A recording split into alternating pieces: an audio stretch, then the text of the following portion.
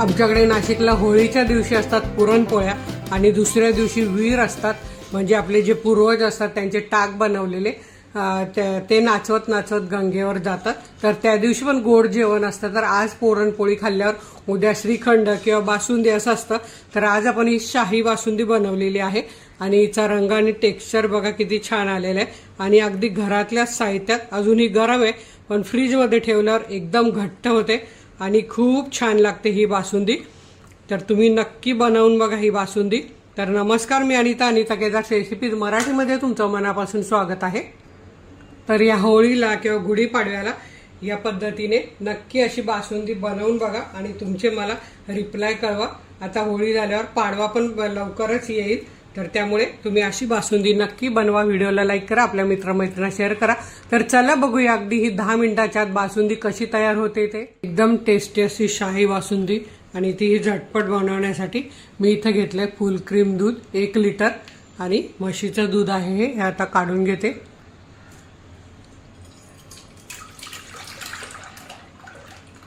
आता हे आपल्याला तापत ठेवायचं आहे.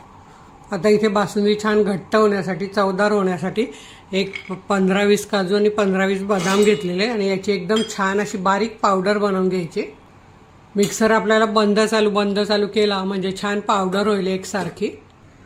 तर इथे तुम्ही बघू शकता एकदम छान अशी बारीक पावडर आपली तयार झालेली आहे. आता पुढे काय करायचं ते मी दाखवते. आता इथे मी काही काजू बदाम पिस्ता घेतले, ते मी बारीक बारीक कट करून घेणार आहे आणि कट करताना मी इथे स्लायसर घेतलेला आहे. त्या स्लायसरने असं कट करून घ्यायचं म्हणजे छान पातळ काप होतात. हे बघा असे छान बदाम पिस्ता काजू तिन्ही असे आपण कट करून घेऊ शकतो. हे बघा असं मी सगळं कट करून घेते. इथे बघा आपलं कट करून झालेत. आता तिकडे आपलं दूध पण तापलंय. आता इथे आपलं दूध तापलंय, तर आपल्याला काय करायचंय, यातलं 1-2 चमचे दूध आपल्याला काढून घ्यायचं आहे, थंड होण्यासाठी ठेवून द्यायचं आहे. कारण यात आपल्याला काय मिक्स करायचं आहे ते मी पुढे तुम्हाला दाखवते. तर हे बघा हे असं 2 ते 3 चमचे आपल्याला हे दूध काढून घ्यायचं आहे आणि पूर्णपणे थंड करून घ्यायचं आहे. इथे आपलं दूध बघा अगदी हलकं थंड झालेलं आहे, कोमट असं बोट घालून जाईल असं. तर त्यात आपल्याला घालायची 100 ग्राम मिल्क पावडर, म्हणजे अगदी झटपट आपली बासुंदी होते. हे असं छान मिक्स करून घ्यायचं, पूर्ण याच्या गुठळ्या मोडून घ्यायच्या.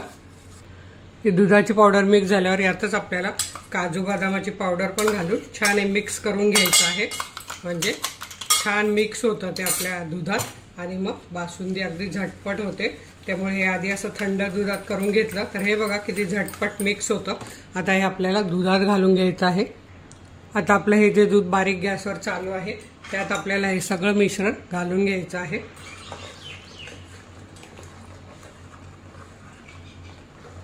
आणि आता आपल्याला हे 5 मिनिटं जरी शिजत ठेवायचं. आपण हे दुसऱ्या साईडला ठेवूया आणि या गॅसवर काय करायचं मी तुम्हाला दाखवते अजून एक, म्हणजे बासुंदीची चव अप्रतिम वाढेल.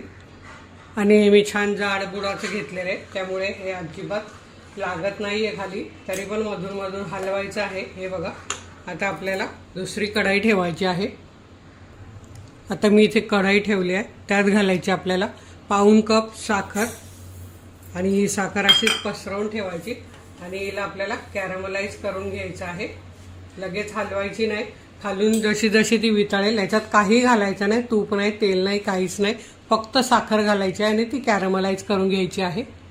तोपर्यंत आपण इकडच्या साईडला जे दूध ठेवलंय ते पण आपल्याला असं हलवत राहायचं आहे. एक एक मिनिटाने असं हलवायचं आहे. बघा छान घट्टपणा यायला सुरुवात झालेली आहे, घट्ट तर होतच आलेली आहे. एकदम आपल्याला घट्ट पण नाही पाहिजे, पुरी बरोबर वगैरे खायला किंवा प्यायला अगदी छान लागते ही.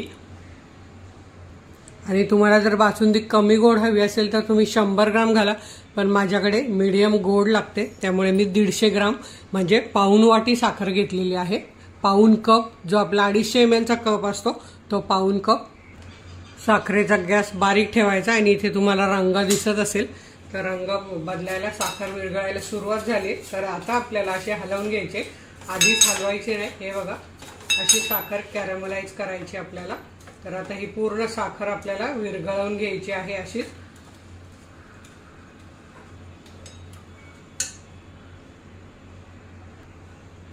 आता ही अशी आपल्याला मिक्स करत चालायची आहे, म्हणजे सगळी साखर आपली विरघळली पाहिजे आणि मस्त रंग छान आला पाहिजे, असं चॉकलेटी. हे बघा रंग बदलायला सुरुवात झालेली आहे. पूर्ण साखर विरघळली पाहिजे. साखर आपली पूर्णपणे विरघळलेली आहे. अजून एखादा मिनिट आपण हे छान उकळू देऊया, म्हणजे रंग छान येईल. अगदी जास्त पण करायचं नाही आहे. थोडंसं अजून 1 मिनिटभर आपल्याला असं हलवत राहायचं आहे. इथे आपलं साखरेचं कॅरमल तयार झालेलं आहे. 1 मिनिटानंतर एकदम परफेक्ट झालेलं आहे. जास्त करायचं नाही, नाहीतर ते कडू लागू शकतं. आता ही कढई उतरवून मी बासुंदीची कढई गॅस बंद करून या गॅसवर घेते. हे बघा. आणि आता यात आपल्याला हे कॅरमल असं मिक्स करून घ्यायचं आहे. तर हळूहळू ओतायचं आहे, उडेल ते. हे बघा. गॅस एकदम बारीक ठेवायचा आहे आणि हे मिक्स करून घ्यायचं आहे. म्हणून आधीच असं मोठं भांडं घ्यायचं आणि सगळं मी हे घालून घेते. तर इथे तुम्ही बघू शकतात मी पूर्ण सिरप घालून घेतलेला आहे. आता हे छान मिक्स करायचं आहे. बघा रंग किती छान आलेला आहे, मस्त. हे बघा. आणि ही बासुंदी जशी आपण थंड करून फ्रीजमध्ये ठेवू तशी थंड होते ती. जेवढी थंड होते तेवढी ती छान घट्ट होते. त्यामुळे इथे आपली 5 मिनिटात अगदी 5 ते 7 मिनिटं आपल्याला बासुंदीला लागतात. ही तयार झालेली आहे. आता यात आपण घालायचा आहे सुका मेवा, जो आपण कट करून घेतलाय तो.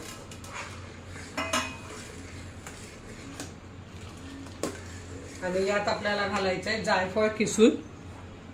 रंग तुम्ही बघू शकतात किती सुंदर आलेला आहे बासुंदीचा. आता इथे मी लगेच जायफळ किसून घेते.